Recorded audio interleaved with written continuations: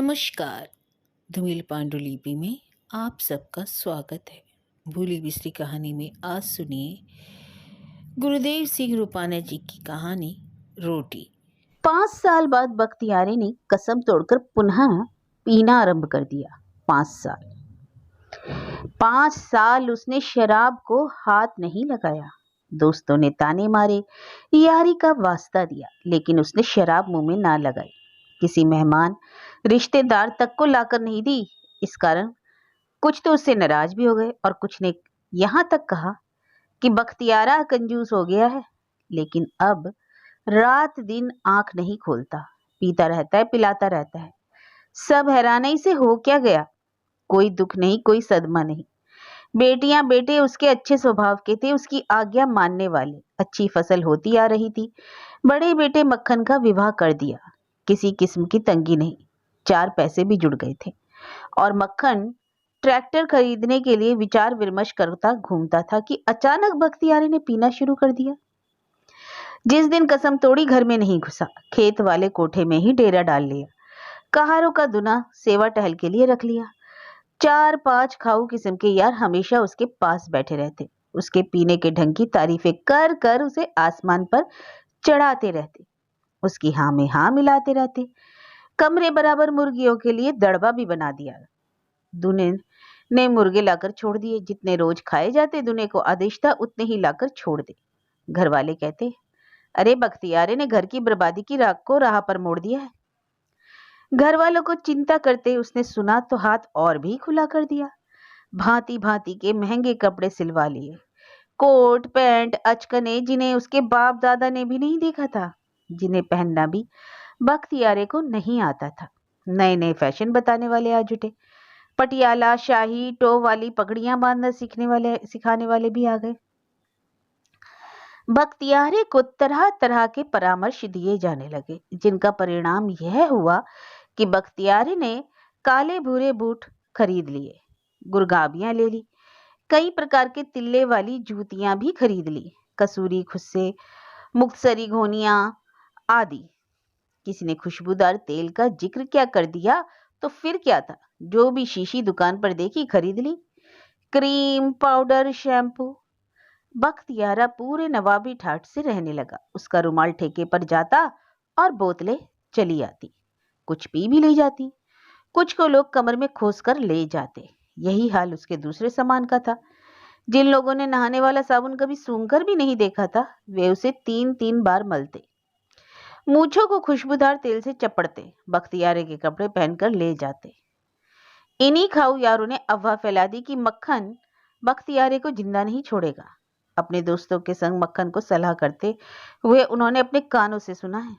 हमदर्द दोस्तों ने समझाने की कोशिश की, रिश्तेदार आए, बड़ी बहन ने मिन्नतें की, साले ने तो पैरों पगड़ी भी रख दी, लेकिन बख्तियारे ने किसी की नहीं मानी। हर एक को एक ही उत्तर देता रहा, मैंने भी बहुत समझाया था, मेरे कहने पर तो कोई नहीं समझा। कौन नहीं समझा उससे पूछा जाता।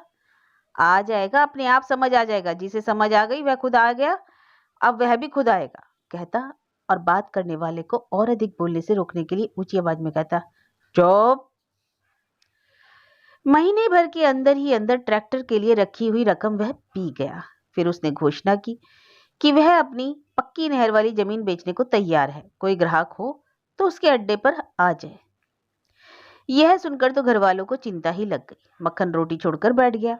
उसे समझ नहीं आ रहा था कि बापू को क्या हो गया है। पहले भी तो पीता रहा है, पर जमीन पर कभी इस प्रकार दांत तो नहीं गड़ाए थे, और ना ही इस तरह नवाबों वाले तौर तरीके अपनाए। क्या किया जाए। जब भी वह उसे मिलने के लिए गया था, दूर से देखकर ही बख्तियारे ने चिल्लाना शुरू कर दिया था, आ गया मक्खन, मुझे मारने आ गया। और मक्खन बिना बात किए ही लौट आता। और फिर अगले दिन एक अन्य खबर सुनने में आई तो सारा परिवार ही जैसे जमीन पर आ गिरा। बख्तियारे ने रुलिया चौकीदार की विधवा रख ली थी। घर में जवान बेटी थी और नई नई बहू भी आई थी। यह क्या हो गया इसको, मक्खन ने सोचा। अब इस घर की खैर नहीं, कुछ बेचकर पी जाएगा और कुछ चमारिन के नाम कर देगा और वे रह जाएंगे लोगों के खेतों के मजदूर। शर्म के मारे उनका घर से निकलना कठिन हो गया। अपने आप आ जाएगा। मक्खन ने बापू की बात याद की। कौन आएगा और अब चमारी ले आया। हो ना हो बेबे के साथ ही कोई झगड़ा हुआ है, उसने सोचा। मक्खन और बख्तियार इकट्ठा ही खेत में काम किया करते थे, भाइयों जैसे लगते थे और दोस्तों की तरह रहते थे। काम बंद करने से पहले बख्तियार ने चुप्पी साध ली थी। चुपचाप वह खोई हुई गाय की तरह घूमता रहता। एक दिन चादर तान कर लेट गया, सारा दिन खेत पर नहीं गया और अगले दिन पता चला उसने पीना आरंभ कर दिया। मक्खन ने याद किया। यह उन दिनों की बात है जब मक्खन की बीवी गौने में दूसरी बार लौटी थी। पूरा परिवार खुश था, एक दूसरे को बहुत प्यार सत्कार से पेश आते। छोटे बच्चे भाभी की खुशी में सब काम हंसते हंसते कर लेते। स्कूल जाते समय रूठते नहीं, एक दूसरे से झगड़ा नहीं करते। बख्तियार बड़े ध्यान से आती जाती बहू को देखता। उन दिनों में मक्खन की माँ को नए साफ कपड़े पहनने के लिए कहते सुना गया था, अरे तू भी कभी ढंग की कुर्ता चुन्नी ले लिया कर। सवेरे सवेरे सभी के लिए दातुने लाकर देता और मक्खन की माँ से भी दातुन करने के लिए कहता। उन दिनों ही एक और परिवर्तन घर में हुआ था। खेत से लौटकर बख्तियार बैठक में बैठ जाता। उसके नहाने के लिए पानी पहुंच जाता, धुले कपड़े दिए जाते और नहाकर कपड़े बदलकर वह लेटे लेटे ही रोटी की प्रतीक्षा करता। सबको अपनी अपनी जगह पर रोटी परोसकर मक्खन की माँ बख्तियार को रोटी खिलाने जाया करती। वह खाता रहता और वह समीप बैठकर छोटी मोटी बातें करती रहती, गांव के समाचार बताती। घर के बारे में विचार विमर्श भी इसी वक्त होता। एक शाम मक्खन की माँ रोटी खिलाने नहीं गई। उसने मक्खन से छोटे बेटे बीरे को कहा, ले आओ बीरे, आज अपने बापू को रोटी दिया। दूध गर्म हुआ तो लोटा भरकर मक्खन की माँ ने बीरे के हाथ भेज दिया। तेरी बेबे आज ठीक नहीं है क्या? बख्तियार ने पूछा। ठीक है, वह चुप रहा। मक्खन को याद था पहले दूध भी उसकी बेबे ही देने जाया करती थी और काफी समय लगाकर लौटा करती थी। वहां से आकर बिना किसी से पूछने पर कहा करती थी, मैंने सोचा लोटा लेकर ही जाऊं, नहीं तो रात को कुत्ते बिल्ली मुंह मारते फिरेंगे दूध से सने लोटे में। उसके बाद हर रोज कभी कोई बख्तियारे के लिए रोटी और दूध लेकर जाता, उनकी बेबे स्वयं न जाती।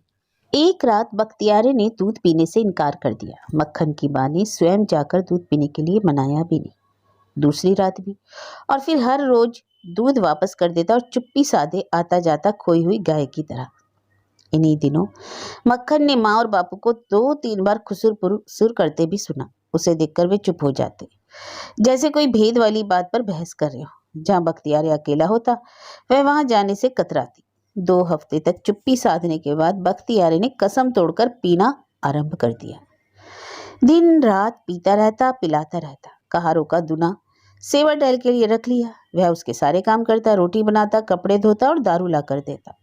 आवश्यकता पड़ने पर गाकर भी सुनाता।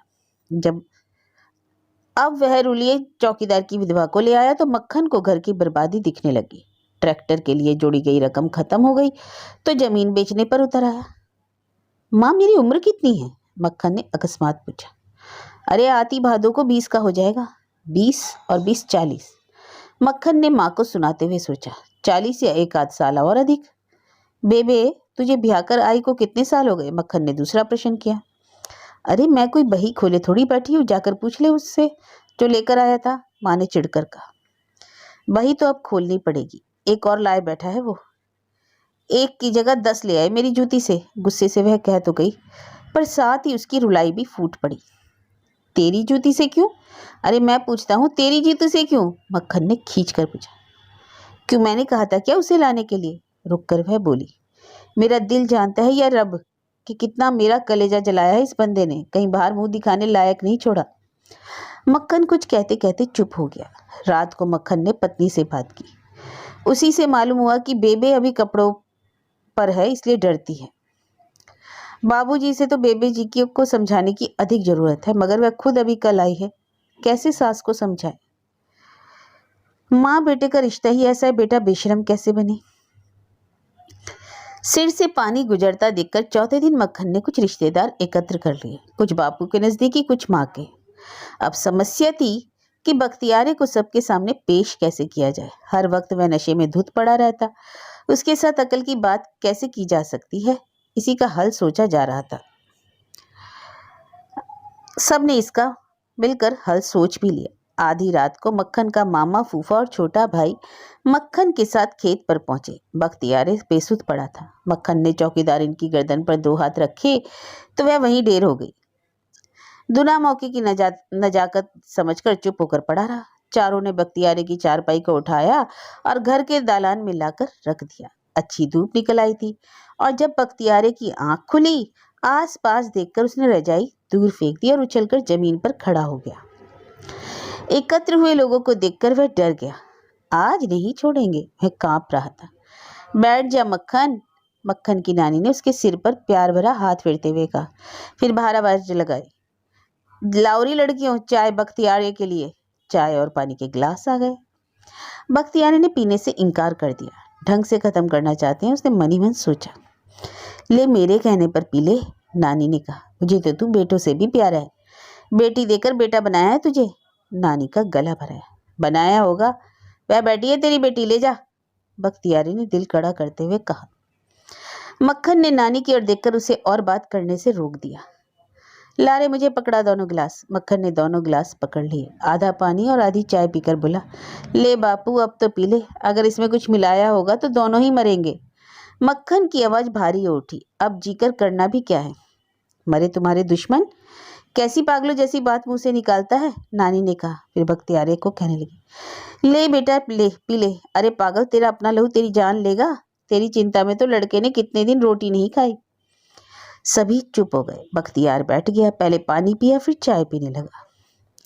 मक्खन ने आसपास देखा, बेबे दिखाई ना दी। अब यहाँ किस लिए बैठी है बेबे, अंदर नहीं जाना? मक्खन ने इस तरह कहा जैसे सारा मामला उसकी माँ के आने पर ही सुलझाना हो। ले आ गई, मक्खन की माँ ने दरवाजे में से गर्दन अंदर करते हुए कहा। बता, क्या करना है मेरा? क्यों शोर मचा रहा है? मक्खन की माँ ने यूं कहा जैसे उसे मालूम ही ना हो झगड़ा क्या है। तुझे नहीं पता क्या करना है तेरा? मक्खन ने कहा। तू ही तो सारे बखेड़े की जड़ है, कहती है क्या करना है मेरा। मक्खन ने प्रारंभ से ही बापू का पक्ष लेना शुरू कर दिया, जैसे उसे बता रहा हो जो कुछ भी उसने इस हालत में किया वह ठीक ही है। ट्रैक्टर की रकम से उसकी जमीन की अधिक चिंता थी।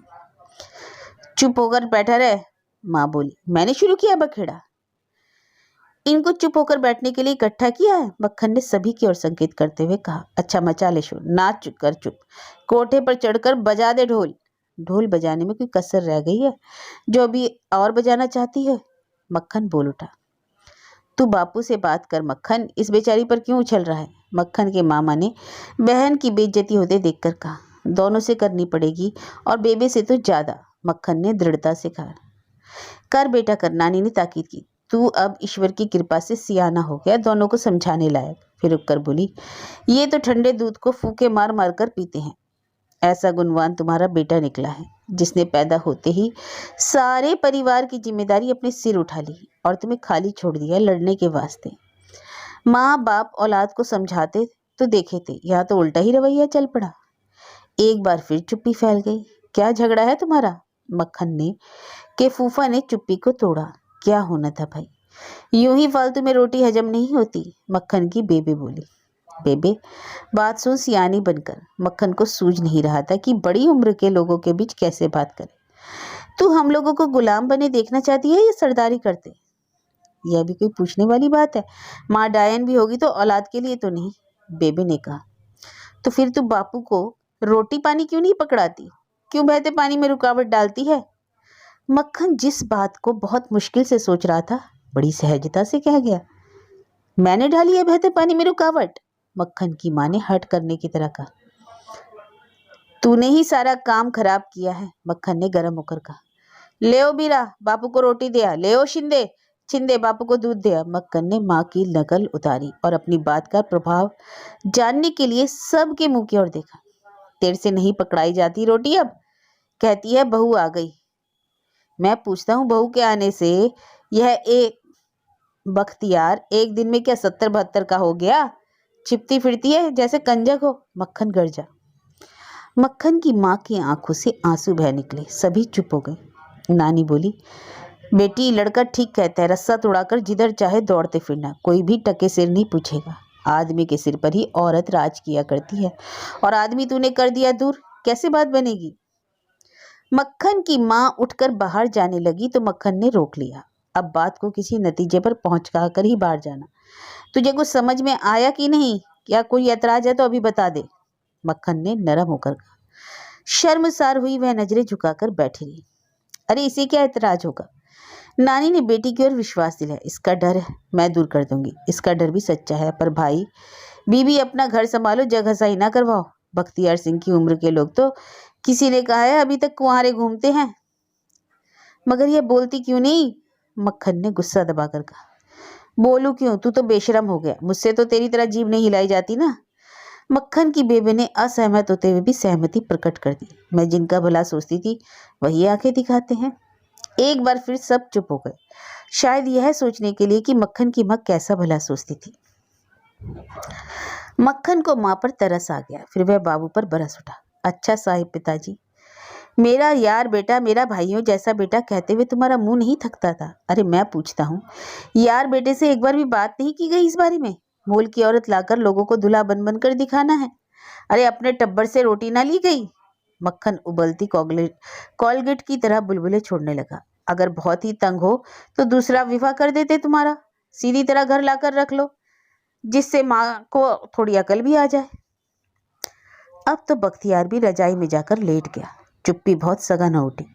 मक्खन की नानी ने मक्खन को नरम होने के लिए संकेत किया। तनाव कम करने के लिए मक्खन ने छोटे भाई से कहा, जा बीरा, खेत से साहब के कोट उठा ला, संदूक में संभाल कर रख दे।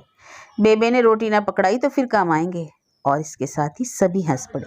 नानी भी हंस पड़ी। बख्तियार की रजाई हिली। रसोई में से मक्खन की पत्नी की हंसी सुनाई दी। कैसे बातें बनानी आती है बेशरम को। मक्खन की माँ का मुंह रक्ति में उठा। एकदम सियाना बन गया है। बख्तियार रजाई लेकर पढ़ाया। ले पकड़।